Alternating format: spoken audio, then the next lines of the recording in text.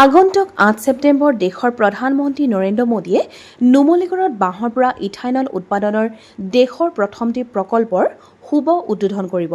সেই উদ্দেশ্যে আজি গোলাঘাট জিলাৰ বিজেপি কাৰ্যালয়ত অনুষ্ঠিত হয় এক প্ৰস্তুতি বৈঠক।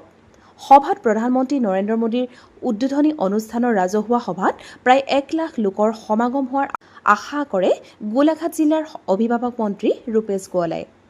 আজিৰ সভাত অসম ৰাজ্যিক প্ৰভাৰী হৰিশ ত্ৰিবেদী, কাজিৰঙা লোকসভাৰ সাংসদ কামাখ্যা প্ৰসাদ দাসা, মন্ত্ৰী অজন্তা নেওগ, মন্ত্ৰী ৰূপেশ গোৱালা, বিধায়ক মৃণাল শইকীয়া, ৰাজ্যিক সাধাৰণ সম্পাদক দীপ্লু ৰঞ্জন শৰ্মা, বিধায়ক বিশ্বজিৎ ফুকন, ৰূপজ্যোতি কৰ্মী, বিজেপি অসম প্ৰদেশৰ সাধাৰণ সম্পাদক ঋতুপৰ্ণ বৰুৱা, উপসভাপতি তপন গগৈ, অসম প্ৰদেশ চাহ মৰ্চাৰ সভাপতি দুলেন নায়ক আৰু গোলাঘাট, যোৰহাট, শিৱসাগৰ, কলিয়াবৰ, কাৰ্বি আংলং জিলাৰ সভাপতিসকল উপস্থিত থাকে।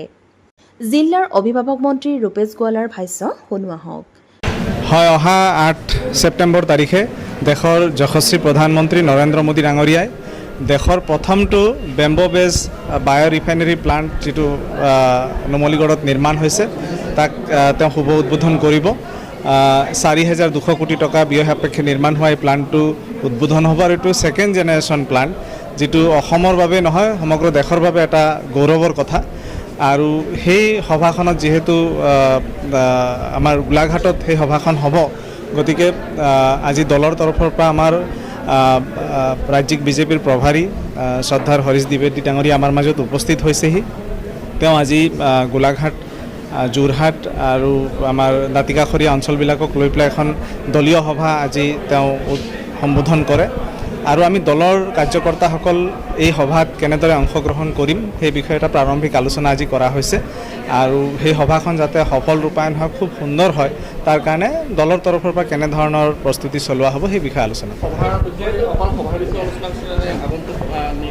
নাই। আজি নিৰ্বাচন কেন্দ্ৰিক কোনো কথা নাই। সেই সভাখন কেনেদৰে আমি সফল কৰিব পাৰোঁ, কাৰণ এইটো কেৱল অসমৰ বাবে নহয়, দেশৰ বাবে গৌৰৱৰ কথা যে ভাৰতবৰ্ষৰ প্ৰথমটো বেম্বো বেছ বায়' ৰিফাইনেৰী প্লাণ্ট আমি অসমত পাবলৈ সক্ষম হৈছোঁ আৰু এইটো ছেকেণ্ড জেনেৰেশ্যন প্লাণ্ট।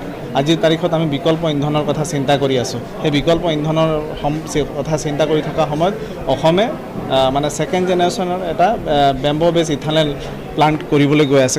গতিকে সেইটো আমাৰ কাৰণে বহুত ডাঙৰ গৌৰৱৰ কথা আৰু প্ৰধানমন্ত্ৰী ডাঙৰীয়াই অসমখনক আগুৱাই লৈ যাবৰ কাৰণে যিখিনি প্ৰচেষ্টা হাতত লৈছে তাৰ বাবে আমি তেখেতক বহুত বহুত ধন্যবাদ জনাইছোঁ। আমি প্ৰায় 1 লাখ মানুহৰ টাৰ্গেট লৈছোঁ। যিখিনি সভা আমি দেশৰ প্ৰধানমন্ত্ৰী ডাঙৰীয়াৰ বিগত দিনবিলাকত পাইছোঁ, স্বতঃস্ফূৰ্তভাৱে মানুহ যথেষ্ট গোট খায়, গতিকে মিনিমাম 1 লাখ আমি মানুহ ভাবোঁ আৰু যথেষ্ট মানুহ হ'ব বুলি আমাৰ আশা আছে।